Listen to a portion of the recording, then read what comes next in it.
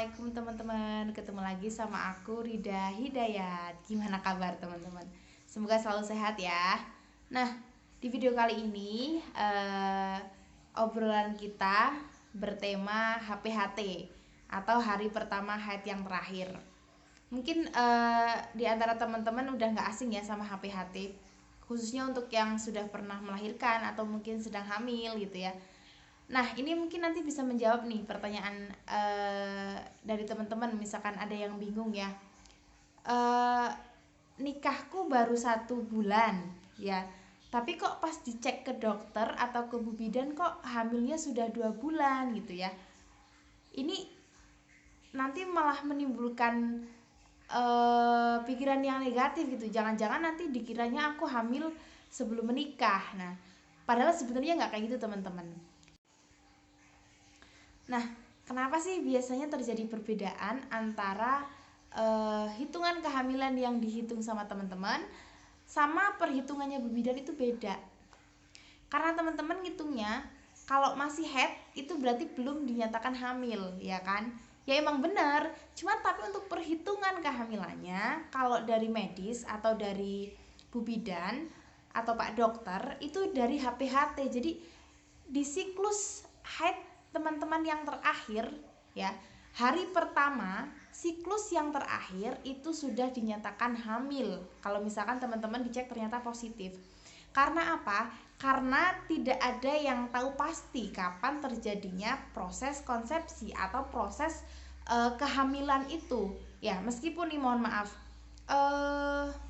misalkan berhubungannya tadi malam ya kan, apakah menjamin pembuahannya terjadi tadi malam? Enggak kan? Enggak juga.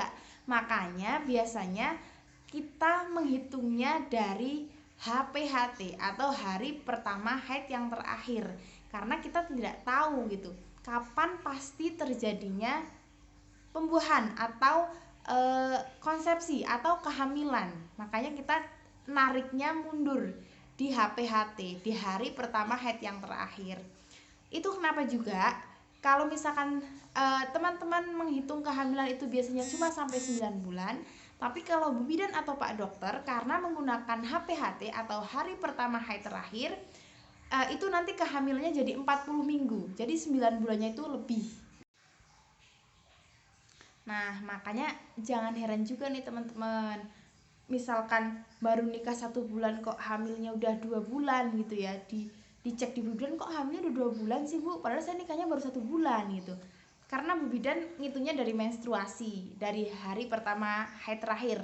Nah, kan bisa jadi pas nikah ternyata kemarinnya atau 2 minggu yang lalu baru selesai menstruasi atau baru pertama menstruasi, ngitungnya jadi sebelum nikah udah dihitung hamil kalau dari medis. Nah, teman-teman jangan bingung ya, dan semoga juga jangan ada kesalahpahaman lagi gitu ya, karena memang kita itu dari medis menghitungnya dari HPHT. Teman-teman baru keluar haid yang pertama itu udah dihitung masa kehamilan gitu, jadi jangan bingung ya teman-teman.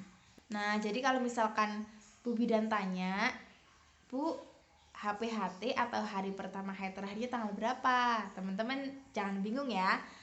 Jawabnya itu berarti hari pertama menstruasi gitu ya. Bukan hari terakhirnya. Karena hari pertama haid yang terakhir berarti terakhir haid misalkan bulan Juni. Nah, hari pertamanya hari apa? Jadi jangan sampai salah tanggal. Nanti kalau salah tanggal akibatnya juga nanti salah di hari perkiraan lahir gitu. Hari perkiraan lahirnya adik itu penting juga.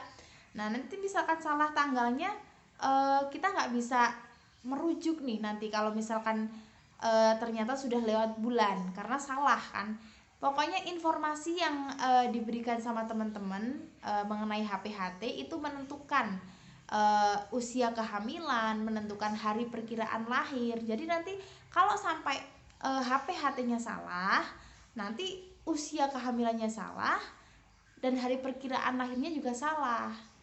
Nah, untuk mengantisipasi itu, karena sekarang kita juga sudah di era modern ya, USG juga udah di mana-mana ada, udah nggak kayak zaman dulu. Biasanya Bu Bidan itu memberikan second opinion atau pilihan kedua. Kalau misalkan teman-teman lupa HPHT, biasanya langsung dianjurkan untuk USG. Karena apa?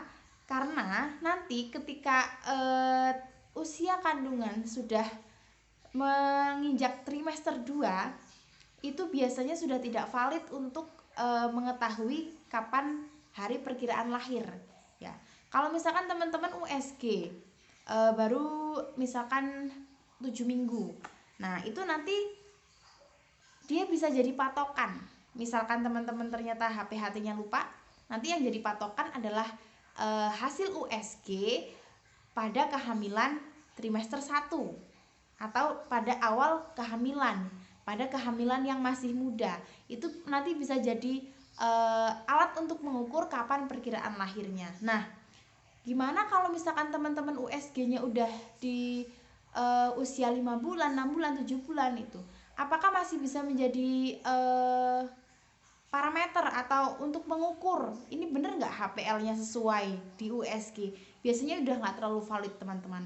Makanya khususnya untuk teman-teman yang lupa HPHT, biasanya langsung dirujuk untuk USG supaya nanti tahu kapan perkiraan lahirnya dan hasil dari USG itu masih valid gitu teman-teman.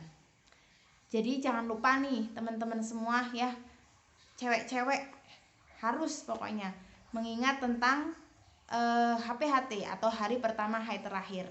Nah, kalau untuk teman-teman yang siklusnya nggak teratur, misalkan kadang 2 bulan sekali, kadang 3 bulan sekali, kalau menggunakan HPHT bisa nggak? Nggak bisa teman-teman, nggak valid karena HPHT hanya digunakan untuk siklus yang teratur 1 bulan sekali.